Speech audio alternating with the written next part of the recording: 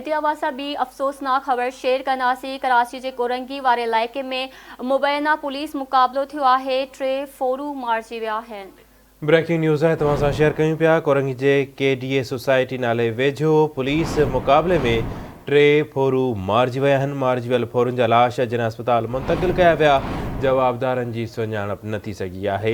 Sindh police जो फोरुनि सां मुक़ाबलो थियो आहे। कराची जे कोरंगी वारे इलाइक़े में मुबैना पुलिस मुक़ाबले में 3 फोरू मारिजी विया आहिनि। तफ़सील मालूम कंदासीं। कराची में आवाज़ न्यूज़ जो रिपोर्टर आमिर सुप्रो असां सां लाइन ते मौजूद आहे।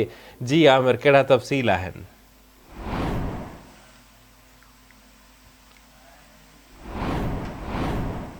ब्रेकिंग न्यूज़ है अवासा शेयर करे रहा आहियूं। कराची के कोरंगी वारे इलाइक़े में मुबैना पुलिस मुक़ाबलो थियो आहे। 3 फोरू मारिजी विया आहिनि। कोरंगी के KDA सोसाइटी नाले वेझो पुलिस मुक़ाबले में 3 फोरू मारिजी विया आहिनि।